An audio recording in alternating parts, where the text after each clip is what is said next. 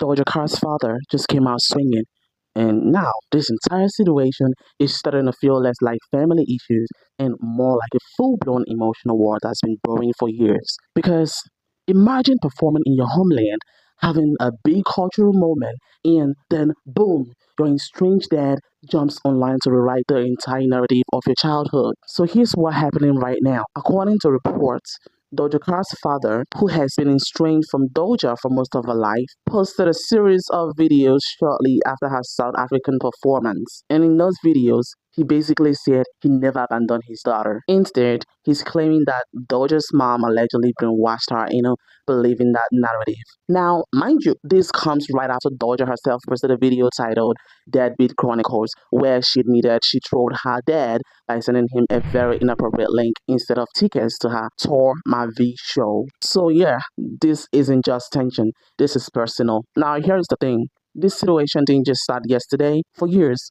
Doja has publicly said she never had a relationship with her father. She described him as absent, distant, and essentially not part of her upbringing. Meanwhile, Doja Cat's father has consistently denied that version of events. He's gone on interviews before saying he tried to be in her life, but circumstances and according to him, her mother made it difficult. So now you have two completely different narratives from a daughter who feels abandoned and one from a father who feels erased. And honestly, that kind of disconnect doesn't just come from nowhere. And this is where it gets a little uncomfortable because anytime a parent starts using words like brainwashed, it opens a deeper conversation. Now, I'm not saying that's what happened, but people are starting to question, was this a case of miscommunication over the years, or is this something more layered like family conflict, resentment, or even control over the narrative? Some people believe there may have been attempts at contact that didn't go through. Others feel like this is a classic case of a parent trying to rewrite history once the child becomes successful. And let's be real, fame has a way of pulling old relationships back into the spotlight, whether they are healed or not. Now, mind you, this isn't the first time we've seen tension play out publicly. There are past interviews where Doja's father expresses pride in Doja, but at the same time, there's always been this undertone of distance. And on Doja's side, she never really softened her stance. Even the whole Deadbeat Chronicles moment, that wasn't just a joke. That felt like someone who's still carrying unresolved emotion and choosing humor as a way to cope. Because sending your dad that kind of link instead of tickets, that's not random, that's layered. And here's my honest take. This feels like a situation where one person is 100% right and the other is 100% wrong. This feels like years of silence, missed opportunities, and probably hurt on both sides that never got properly addressed. Because if your child publicly calls you a deadbeat and your response is to go online and blame the other parent, it kind of shows there is still a communication gap. And on Dodger's side, that level of sarcasm that usually comes from pain, not just pettiness. So, at the core of all of this, it might not even be about who's telling the truth.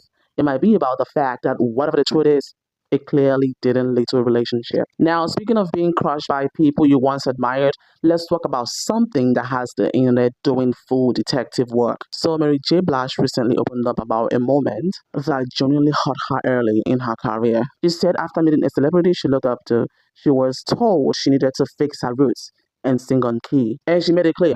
It felt petty. It felt harsh and it stayed with her.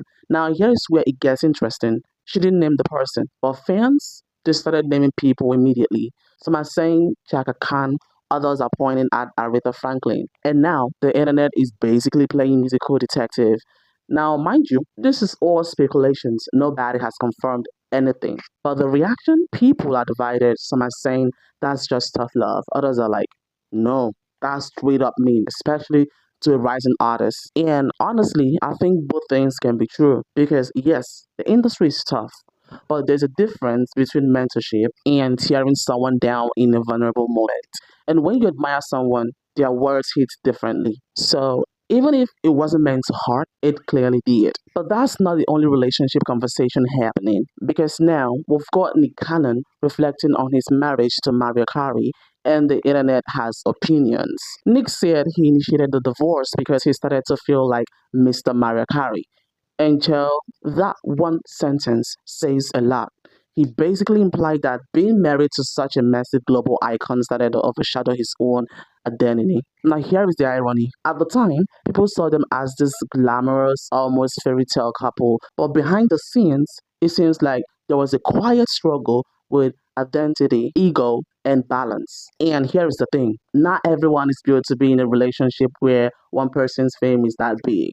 Because love might be equal, but the public perception, that's a different story. And if you start feeling like a side character in your own life, that can create resentment real fast. And if you really look at all three of these stories, they all come back to one thing: identity and emotional validation. Doja Cat's situation, that's about being seen and heard by a parent. Mary J. Blige's story, that's about how words from the wrong person can shape your confidence. Nick Cannon's experience, that's about losing yourself in someone else's spotlight. Fame amplifies everything. But these are very human issues: family, respect, ego, validation. That's why people are so invested, because even without a celebrity, these are things a lot of people relate to. But I want to hear from you. Do you think Doja Cat's father is telling the truth or trying to rewrite the history? And who do you think Mary J. Blige was talking about? And also, do you agree with Nick Cannon? Can someone really lose themselves in a relationship like that? Or is that just an excuse? Let's talk. Please like and subscribe to the channel. And if you're watching on Facebook, please follow.